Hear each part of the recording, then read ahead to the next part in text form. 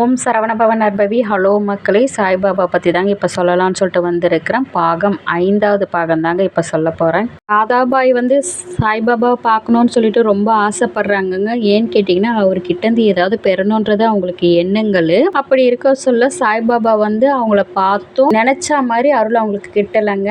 உடனே அவங்களுக்கு வருத்தம் ஆயிடுச்சு. சாய்பாபாவினுடைய அறிவுரை நமக்கு தேவை. அந்த இடத்துல அவர் நமக்கு என்ன சொல்கிறாருன்றதை நம்ம புரிஞ்சுக்கணும் அப்படின்றதுக்காக குருவின் உபதேசத்தை பெறத்துக்காக தாங்க அவங்க வெயிட் பண்ணாங்க. ஆனால் குருவின் உபதேசம் அவங்களுக்கு கிடைக்கல. உடனே அவங்க என்ன பண்ணாங்கன்னா, உண்ணாவிரதம் இருக்க ஆரம்பிச்சிட்டாங்கங்க. அவங்க உண்ணாவிரதம் இருக்கிற விஷயம் தெரிஞ்ச சாய்பாபா துவாரகா மைக்கு அழைக்கிறாருங்க.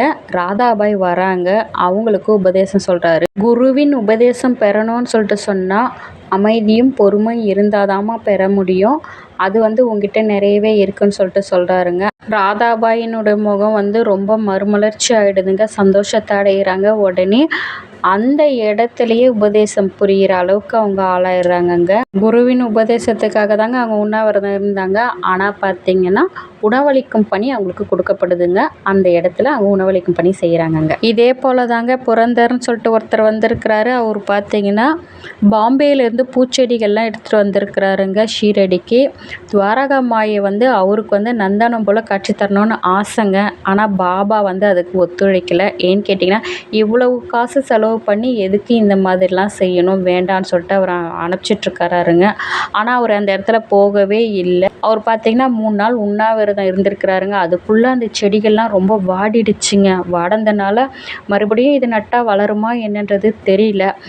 புரந்தரி நிலைமையை அறிஞ்ச சாய்பாபா வராருங்க. பூச்செடியெல்லாம் பார்க்குறாரு. பார்த்தோன்னா அவர் சொல்கிற ஒரே வார்த்தை இதுதான். சரி புரந்தரி, நீங்கள் போயிட்டு என்னுடைய இடத்துக்கு பின்னாடி இதையெல்லாம் நட்டு வைங்கன்னு சொல்லிட்டு சொல்கிறாரு. அதுக்கு புரந்தர் சொல்கிறாரு, இது வளருமான்றாரு. நீங்கள் முதல்ல செடியை நட்டு அதுக்கு தண்ணி ஊற்றுங்க அப்படின்றாருங்க. உடனே அந்த செடி நடப்படுது. அந்த செடிகள்லாம் நட்டு தண்ணி ஊற்றுறாங்க. ஒரு சில நொடி நேரங்களில் பார்த்திங்கன்னா அந்த இலை துளுக்க ஆரம்பிக்குதுங்க. அப்படி ஒரு ஆச்சரியத்தை நிகழ்த்தினவர் தான் சாய்பாபா. இறந்த செடியையும் சொல்லப்போனால் துளிர வச்சிருக்கிறாருன்னு கூட சொல்லலாங்க. அப்படிப்பட்ட அற்புதங்களை புரிஞ்சவர் தான் சாய்பாபா. அந்த இடத்துல அந்த புரந்தர் ரொம்ப ஆச்சரியமாக படுறாருங்க. சாய்பாபாவின் அருள் ரொம்ப பரவப்படுது.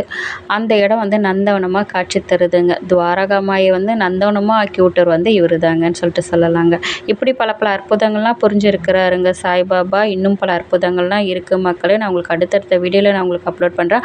நான் போடுற இந்த வீடியோவில் உங்களுக்கு பிடிச்சிருந்ததுன்னா லைக் பண்ணுங்கள், ஷேர் பண்ணுங்கள், மறக்காம சேனல் சப்ஸ்கிரைப் பண்ணிவிடுங்க மக்களே. அடுத்த ஒரு நல்ல வீடியோவில் உங்களை நான் சந்திக்கிறேன். வெற்றிவேல் முருகனுக்கு அரோகரா. ஓம் சாய்ராம். ஜெய் சாய்ராம். ஜெய் ஜெய் சாய்ராம்.